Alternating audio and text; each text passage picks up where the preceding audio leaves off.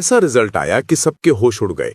NDA 200 पार और महागठबंधन अपनी साख तक बचाने में कामयाब नहीं हो पाया। ऐसे में आपको बता दें कि एक ओर जहां बहुत बड़ी खबर निकलकर सामने आई कि मतदाताओं की संख्या में बड़ा घालमेल पकड़ा गया है, एक ओर जहां मतदाताओं की संख्या बिहार में 7.42 करोड़ से बढ़कर अचानक 12 करोड़ के आसपास पहुंच गई है, तो वहीं दूसरी ओर 12 बजे तक की काउंटिंग में वोट परसेंट में आरजेडी सबसे बड़ी पार्टी बनने के बाद भी केवल 34 सीटें ही पाई है। जैसे ये दोनों डेटा इलेक्शन कमीशन की ओर से जारी हुए, हड़कंप मच गया। कैसे मतदाताओं की संख्या अचानक 7.45 करोड़ से बढ़कर 12 करोड़ के पास पहुंच गई है और कैसे मतदान परसेंट में बड़ा घालमेल सामने आया है, ये हम आपको आगे अपनी इस 8 मिनट की रिपोर्ट में बताने वाले हैं। दोस्तों, बिहार चुनाव की काउंटिंग में ऐसा होगा ये अनुमान शायद ही किसी को रहा हो। सारे एग्जिट पोल फेल हो गए, महागठबंधन के सारे दावे धरे दे धरे रह गए, एनडीए ने अपनी सीमाओं को लांघते हुए 200 का आंकड़ा छू लिया और बीजेपी 90 सीटों तक पहुंच गई। यानी कि बीजेपी की खाते में जो 101 सीटें आई थी, उसमें से 11 सीटों पर वो पीछे चल रही है। आपको बता दें कि ये चौंका देने वाला आंकड़ा है। साथ ही जैसे ही आंकड़ा सामने आया, विपक्ष के होश उड़ गए और वो एसआईआर में बड़ी गड़बड़ी होने का अंदेशा जता रहा है। सुनिए कांग्रेस नेता उदित राज का क्या कुछ कहना है। महागठबंधन 70 से 80 के बीच में हिचकोलेगा। एसआईआर बढ़त बनाया हुआ है। मैं ये नहीं कहूंगा कि ये जीत बीजेपी और जनता दलियों की है, ये चुनाव आयोग की है, एसआईआर की जीत है। और जब वोटर लिस्ट का शुद्धिकरण हुआ था, अनफाइनलाइज हुआ, तो उसके बाद में भी लाखों हजारों गड़बड़ियां इंगित की गई थी, लेकिन एक का जवाब चुनाव आयोग ने दिया नहीं। और जब ऑब्जेक्शंस रेज किए जा रहे थे तो 89 लाख ऑब्जेक्शन दिए गए थे। उसके बाद में भी चुनाव आयोग ने कहा कि कोई हमें कंप्लेंट दे ही नहीं रहा है। जब इस हद तक बेईमानी पर उतर जाए तो क्या ही कहना, लोकतंत्र की हत्या है। और राहुल गांधी जी और तेजस्वी यादव जी, इनके जो बड़ी बड़ी रैलियां थी, वोटर अधिकार बचाओ यात्रा थी और तेजस्वी प्रण था, और बीजेपी की सभी नेताओं की करीब करीब कुर्सियां खाली थी। ये वोट कहां से आ जाता है, ये कहां से वोट आया है? जब आप विपक्ष के वोट को काट देंगे, बहुत सारे लोग वोट देने गए, डिजिटल पर्चियां उनके हाथ में होने के बावजूद भी लौट करके आए, एक नहीं हजारों हजारों जगह, और सीधा बदलाव की बयार बिहार में बह रही थी, और 10-12 जगह तो बीजेपी के जो विधायक कैंडिडेट थे उनको जनता ने भगाया। तो फिर कैसी जीत रही?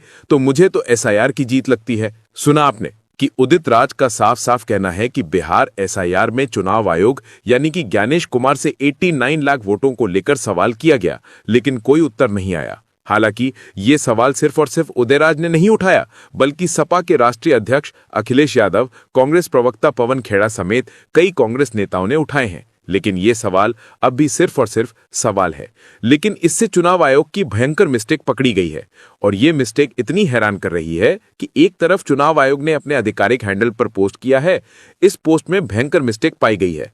ज्ञानेश कुमार जी के विभाग ने बताया कि 12 बजे तक की काउंटिंग में आरजेडी का वोट शेयर 23.07%, बीजेपी का 21.92% और जेडीयू का 18.51% है। और इस समय तक की बीजेपी की सीटें 84, जेडीयू की 76 और आरजेडी की 35 सीटें हैं। ऐसे में बड़ा सवाल ये खड़ा हो रहा है कि आखिर ये कैसे हो सकता है? सबसे ज्यादा परसेंट वोट पाने वाली पार्टी कैसे सबसे कम सीटें पा सकती है, जबकि 21% वाली बीजेपी को 84 सीटें मिल सकती हैं? लेकिन इसका कोई जवाब अभी तक नहीं आया है। आपको बता दें कि बहुत से लोगों ने इलेक्शन कमीशन को टैग करते ये सवाल पूछा है, लेकिन इस सवाल का जवाब चुनाव आयोग ने रिपोर्ट तैयार होने तक नहीं दिया है। आपको बता दें कि एक ओर जहां वोट परसेंट में भारी मिस्टेक पकड़ा गया है, और हर ओर सवाल उठ रहा है कि जब वोट परसेंट सबसे ज्यादा है तो सीटें सबसे कम कैसे आ गई हैं, तो वहीं दूसरी ओर चुनाव आयोग का एक और ब्लंडर पकड़ा गया है। आपको बता दें कि बिहार में वोटों की संख्या आखिरी दिन यानी कि 11 नवंबर को ज्ञानेश कुमार जी के विभाग ने बढ़ाकर 12 करोड़ कर दी है, क्योंकि बिहार में जब चुनाव शुरू हुआ था तो खुद चुनाव आयोग ने ऐलान किया था कि बिहार में कुल मतदाताओं की संख्या 7.42 करोड़ है। लेकिन जब 11 नवंबर को चुनाव खत्म हुआ तो ये संख्या बढ़कर कुल दिए गए वोटों की संख्या ही 7.45 करोड़ हो गया है। यानी कि भयंकर चूक हुई है, और इस संख्या के आगे बिल्कुल साफ साफ लिखा है कि 66.91% मतदान हुआ है। ऐसे में बड़ा सवाल ये है कि अगर 66.91% मतदान हुआ है और कुल 6.45 करोड़ लोगों ने वोट की है, तो इसका मतलब ये हुआ कि बिहार में मतों की संख्या 7.42 करोड़ नहीं बल्कि 12 करोड़ के आसपास है। तभी तो 66.91% वोटिंग पर चुनाव आयोग ने 6.45 करोड़ लोगों द्वारा मतदान करने की बात ज्ञानेश कुमार जी के चुनाव आयोग ने लिख दी है। आपको बता दें कि यह बहुत बड़ा ब्लंडर है और इस पर सवाल उठ रहे हैं कि आखिर ये कैसे हो सकता है। कुछ लोगों ने सोशल मीडिया पर यहां तक रिएक्शन दिए हैं कि यही सबसे बड़ा खेल किया गया है और इसी खेल की वजह से बिहार में इंडिया गठबंधन की बुरी हालत हो गई है। ये सवाल बड़ा है कि बिहार में कैसे 100% से ज्यादा वोटिंग के आंकड़े चुनाव आयोग जारी कर देता है, और अगर सच में अंदर खाने में कोई बड़ा खेल चल रहा है, सवाल यह भी खड़ा हो रहा है कि जितने मतदाता पूरे बिहार में थे, क्या उससे 3 लाख मतदाताओं ने वोटिंग कर दी है। सवाल यह भी है कि क्या इसी वजह से बीजेपी को बम्पर जीत मिल रही है, जबकि सच्चाई यह है कि बिहार में लगभग 4.29 करोड़ लोगों ने बिहार में मतदान किया है और चुनाव आयोग के डेटा में 7.45 करोड़ लोगों का मतदान बताया जा रहा है। आपको बता दें कि इन दोनों मामलों ने न सिर्फ ज्ञानेश कुमार के चुनाव आयोग पर सवाल खड़ा किया है, बल्कि लास्ट के चरणों में पहुंचकर महागठबंधन की हालत और भी खराब हो गई है। एक और आरजेडी नेताओं के अपने कार्यकर्ताओं के पोलिंग बूथ पर डटे रहने की खबर आ रही है, तो वहीं दूसरी ओर चुनाव आयोग पर सवालों की बौछार जारी है। सुनिए क्या कुछ अपने कार्यकर्ताओं से कह रहे हैं आरजेडी प्रवक्ता मनोज झा।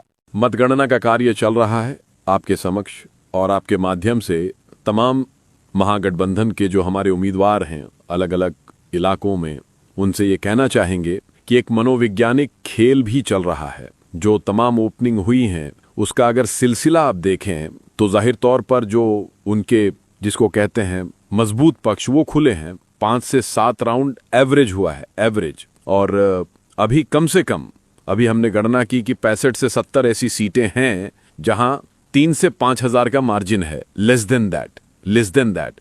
इसलिए सबसे ये उम्मीद होगी, तकरीबन 25 राउंड की गिनती होती है, आप डटे रहें और सुनिश्चित करें कि आखिरी राउंड तक जीत का प्रमाण पत्र लेकर ही आप निकलें। यही आपके माध्यम से हम कहना चाह रहे थे। इतने सर इस कदर स्लो है। अगर आप ईसीआई की वेबसाइट देखें, मैं कॉन्स्टिट्यूएंसी के नाम गिना सकता हूं जहां आगे 7 राउंड हुआ, अपडेट 3 राउंड तक का हो रहा है, 2 राउंड तक का हो रहा है। तो ये यकीन के साथ कह रहे हैं कि 60 से 70 सीटें बहुत लोअर मार्जिन में है, लो हैंगिंग फ्रूट के रूप में है, और उसमें हमारा पूरा भरोसा है कि जब हमारे क्षेत्र का अगर उस सिलसिले को, पैटर्न को देखें तो ये परिस्थितियां बदल सकती हैं, इसकी पूरी संभावना है। आपके माध्यम से हम ये बात आपके समक्ष रखना चाहते थे। सर क्या कहिएगा, जिस तरीके से जो ट्रेंड आ रहे हैं, क्या उम्मीद हमारी से? मेरी आपके सवाल में मुझे अच्छा लगा, आपने ट्रेंड कहा। प्रीमेच्योर सेलिब्रेशन जो बीजेपी के लोग कह रहे हैं, ये ट्रेंड है।